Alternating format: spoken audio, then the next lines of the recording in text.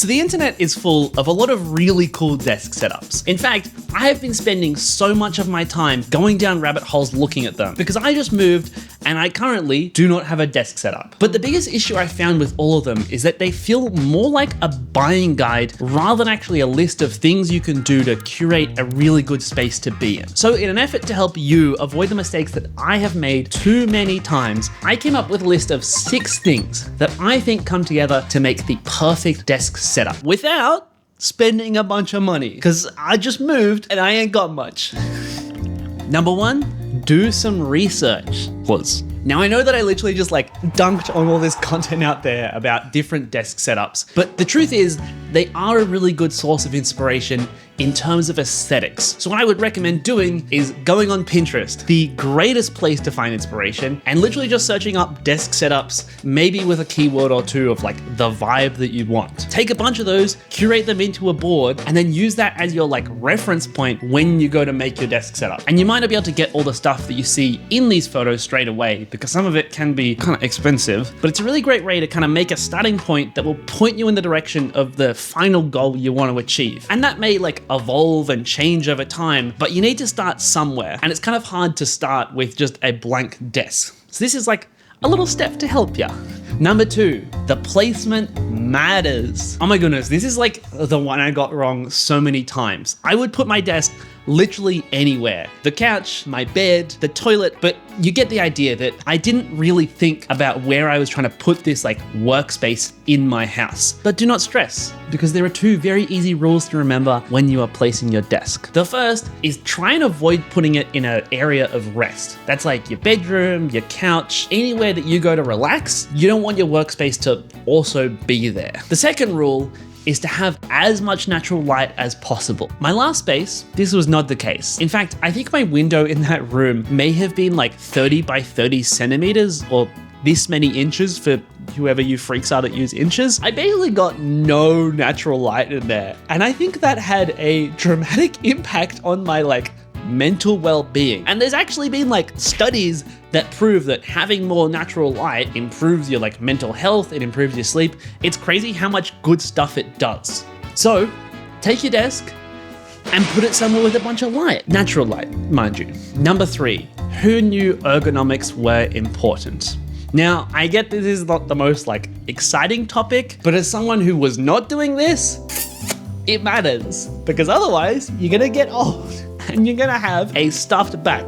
This was my position that I would sit in at my desk. Even right now I'm doing this, which is not good. So here is what you need to remember. Adjust your seat so your elbows are at 90 degrees to the desk. If your feet don't touch the floor, make sure to grab something to use as a footrest. You want your monitor at arm's length away, sitting so that the top of it is at your eye level, and place everything like a keyboard or mouse in easy reach. It's also really important if you don't have a standing desk like me to actually get up and move about. You do not want to spend 8 hours glued to a chair. That will do you no favors at all.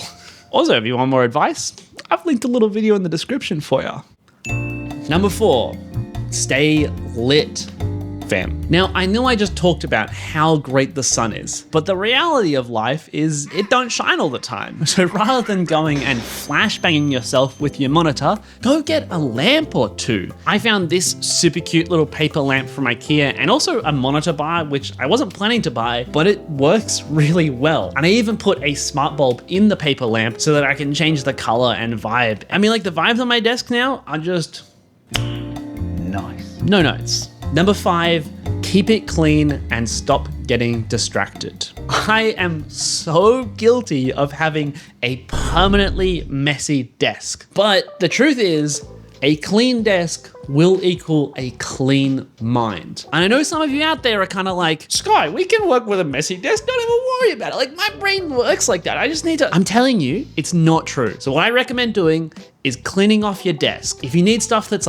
easily accessible, put it in a drawer or put it in a shelf on your desk, or even a little catch-all tray. Shout out Muji for this cute one. The other thing is though, you need to avoid having distractions at your desk. Now I understand most of us have computers and computers will distract you in other ways. We can't do much about that, but Your phone, that thing is such a time waster. The amount of times I've been editing at my computer and I go to check my phone for a text and then cut to 30 minutes later and I haven't even checked the text yet because I've been doom scrolling, it's not a good time. So take your phone, don't leave it on your desk. Put it in a drawer, put it on your bedside table, yeet it into the sun. I don't care what you do, so long as you don't have it there on your desk where you can easily find it. And now for the most important part of this. I mean, like, if you don't actually, the other things are important too, but I think this is the most important thing. So number 6, personalize it.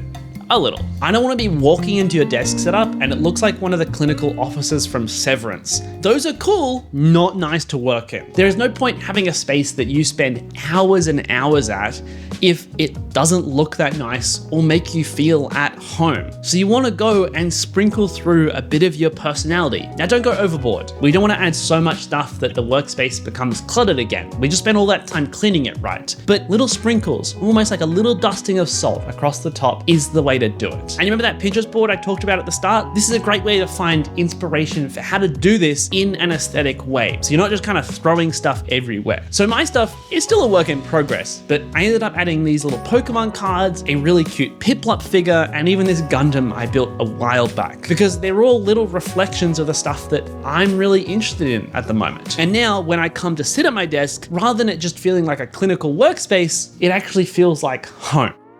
So I've yapped about a lot of stuff in this video, but I think if I wanted to leave you guys with one thing, it would be when you are making a desk setup or any space that you are going to occupy, make it something that you want to spend time in, not what you think other people think is cool. Because at the end of the day, you're the one who has to spend all the time in it, not anyone else. And hey, if you enjoyed this video, consider subscribing. I would recommend another video, but this is the first one, which is crazy. But hey, thanks for being here, and I will see you soon.